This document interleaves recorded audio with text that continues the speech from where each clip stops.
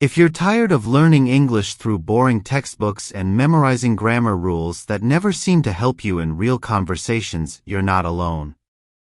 Most learners feel stuck, not because they aren't smart, but because the method is wrong. Stories fix that.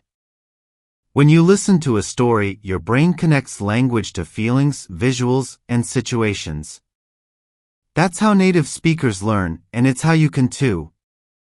Let's jump into today's story and see what English you pick up without even trying. Daniel was the kind of man who liked solving problems with his hands.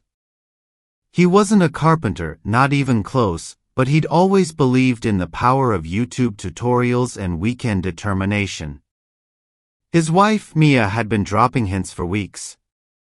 I wish we had a bigger wardrobe, she'd say while stuffing clothes into drawers that no longer closed properly.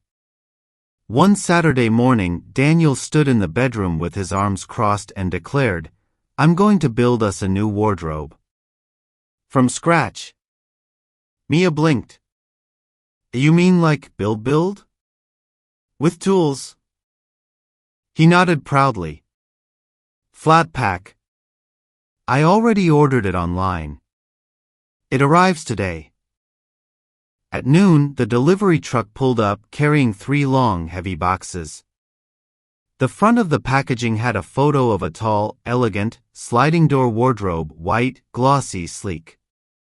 "Piece of cake," Daniel muttered as he carried the boxes upstairs, one by one, his back already protesting. He opened everything in the middle of the living room. There were panels. So many panels. Long ones. Short ones. Something like cardboard, others thick like concrete.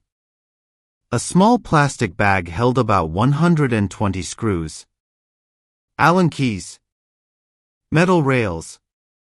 Strange plastic bits that looked like parts from a spaceship. The instruction manual had no words.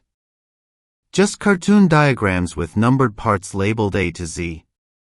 But the actual panels? No letters. No stickers. No helpful markings. Still, Daniel was confident. He laid everything out on the floor like a giant puzzle and got to work. First mistake, the base. He attached the sides to the bottom board upside down. It looked okay, until he tried to add the back panel and realized the holes didn't line up. "No problem," he said, grabbing his screwdriver again. By 2 p.m., the wardrobe had walls. Sort of.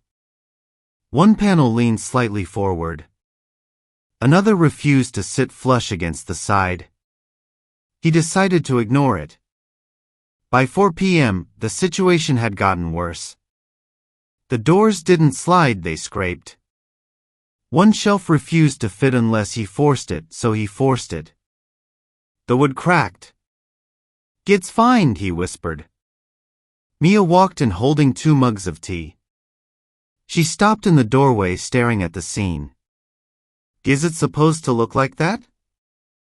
Daniel wiped sweat from his forehead. "This is just stage 1. She put the mugs down gently and left the room without saying anything. By sunset, the wardrobe was technically standing. But it leaned at a dangerous angle, and the left door didn't open at all. Every time Daniel adjusted one screw, something else came loose. Then it happened. He opened the right door to test the hinge, and the whole thing let out a groan, tipped forward, and fell flat on its face. Boom. Daniel stood there in silence. The house shook. A few books fell off a nearby shelf. Somewhere outside, a dog barked. He took a deep breath. Mia returned and peeked around the corner. She looked at the collapsed pile of wood. "So not earthquake-proof?" He gave her a tired smile. "Not even breeze-proof." That evening, they ordered pizza and watched a movie. Daniel had already placed an order for a new wardrobe online.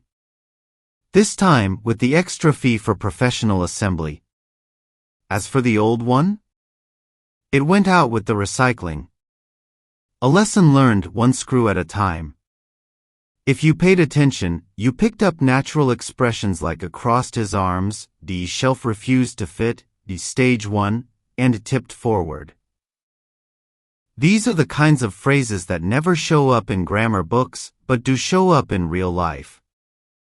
And that's why we tell stories like this every single day, so you can learn English the way it's really used. So hit that like button if you enjoyed this, subscribe if you want to grow your English every day with stories like this, and leave a comment. Have you ever tried building something and completely failed? See you in the next one.